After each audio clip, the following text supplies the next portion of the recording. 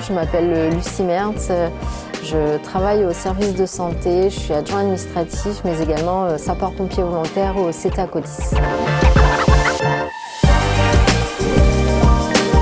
Alors il y a 5 ans exactement, presque jour pour jour, j'ai découvert que j'avais un cancer du sein de stade 3 à l'âge de 33 ans.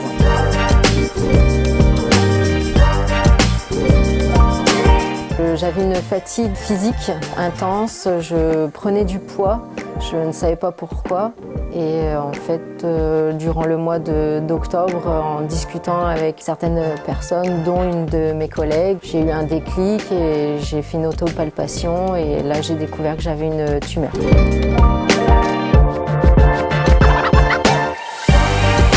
J'ai eu rendez-vous chez le médecin. Travaillant au service de santé, j'ai d'abord parlé avec un médecin du 3SM qui m'a fait des ordonnances pour une échographie ainsi qu'une mammographie. J'ai eu les rendez-vous dans la semaine qui a suivi et j'ai pu découvrir malheureusement que ce que j'avais palpé était vrai.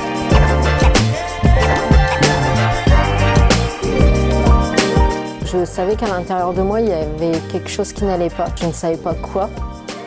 Ça a été plutôt, entre guillemets, un soulagement. J'avais été consulter une endocrinologue qui m'avait plutôt orientée vers une psychologue.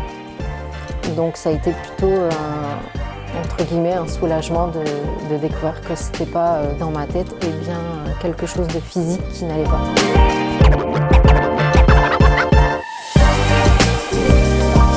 Oui, alors j'ai été opérée au mois de décembre. Au mois de janvier, début janvier, j'ai pu connaître mon protocole de traitement.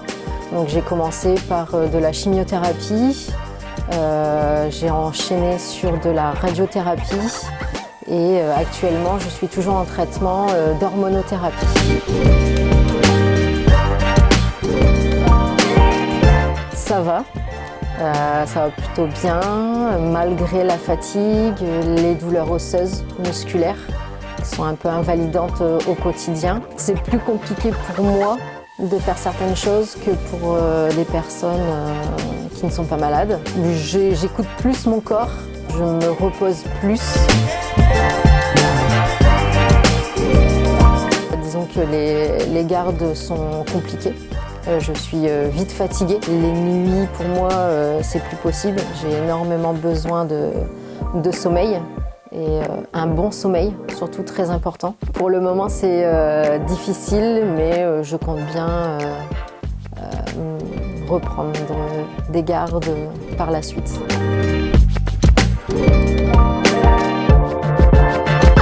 Il faut prendre soin de son corps, soin de soi, il faut s'écouter.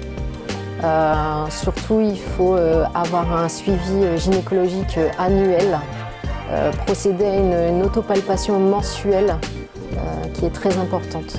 Il faut profiter de la vie parce qu'elle peut être courte.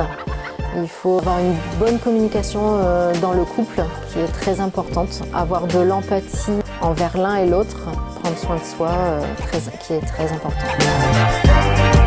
Il faut continuer à aller de l'avant et que ce n'est pas parce que à l'heure actuelle j'ai de nouveau des cheveux et pas de cicatrices physiques que c'est pas difficile à l'intérieur de soi.